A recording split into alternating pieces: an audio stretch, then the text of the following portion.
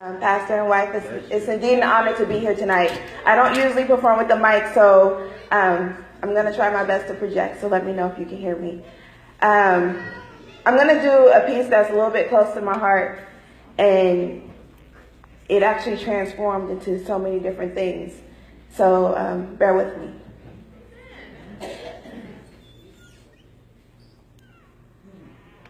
Y'all, I was having a conversation with my cousin one night.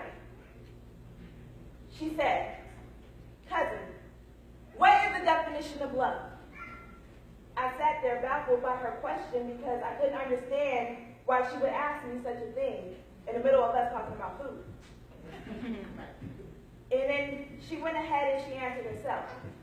She said, "Cousin, love is like a blow from a lover's fist, which is enforced between my two lips and shut up like a lover's thirsty bliss, which is then broken into pieces for the lovers to regain, and I stand alone and perish. My tears, they fall like rain, because he said, this is love." Now, I'm very well spoken, but in that moment, I had no words for her. Nothing pretty, fancy for me to make up to sound like poetry. I got home that night, and I prayed a little bit. Asked God for guidance on what I should say to her. I grabbed my pen and my notebook, and I began to write, as if she were my daughter. "Dear girl, I want you to know that I cry for you. I hurt for you. I hold in my breath, refusing to exhale because, baby, I breathe for you. I am the woman stuck in the middle between your world and mine. So desperately have I tried to find a way for me to plant inside of you the seed that you can grow and birth like a child. And when she's born, you'll name her Mama's love, Mama's strength, Mama's courage. But child, no matter how much I want to, this isn't something that I can do for you. You see, you have to pray and muster up the courage from within. Tell that man no. Tell him that it's his time to pack his things and go because, baby, love is not about black eyes, busted lips, and torn flesh. Yeah. Don't let the day you decide to walk away be the day that I, your mama, have to lay you to rest.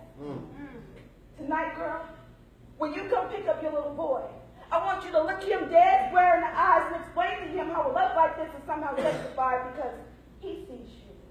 I see you. Holding back tears, you're too afraid to sneeze. I don't understand why you just can't tell that man to leave.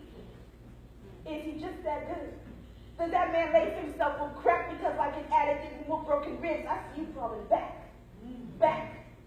You take that baby back to the same situation. My manipulation is necessary frustrations just so that when you get home, you can crawl in that bed and you can claim you got something like a man. You see, it's thinking like this that I just don't understand. Can you imagine standing over that little boy's coffin just because his mama decided to take the beatings that often? It's thinking like this that makes me want to lift my hands and let you go, but to even utter those words, Lord knows, it hurt me to my soul. So I continue to be the woman stuck in the middle with you, playing some never-ending game of tug of war. My words, like a broken record, keeps beating itself up against the empty shore. Girl,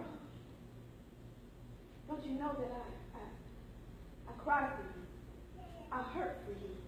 And even on my deathbed, I will hold in my last breath and refuse to exhale because, baby, breathe. I just hope that some of these words on this page that I write somehow seep into your head. That way my grandson don't grow up being misled, assuming that this is how a woman should be treated just because his mama walk around so broken and defeated every night, girl. Every night. I still get down on my knees and I pray. I pray that my prayers somehow reach heaven and God grants you the strength to somehow walk away. And when he do, I want you to come home because no matter what that man tells you, I, your mama, still love you. Come home. So this poem transformed for me because it went from talking to my cousin about domestic violence to me realizing that God was actually speaking to me. Right. You see, I was living in sin and I still am because I'm not perfect. But I was backed up in the corner and I was getting beat. I was getting beat by lust. I was getting beat by depression. I was getting beat by stress. I was getting beat by overthinking. And it had me pinned didn't love me, he didn't see me, and he didn't want me. So I stayed there. I stayed there in that abuse. But when I realized and I looked up and God said to me, dear girl, Asia, I want you to know that I cried for you. Yes. I took thorns on my crown, nails in my hands and my feet. Dear girl, I died for you. You don't have to suffer with that. Salvation is free. When you're ready, I will still be here waiting for you. No matter what the world tells you, no matter what it feels like, I, your Lord and Savior, still love you. Come home. I'm waiting.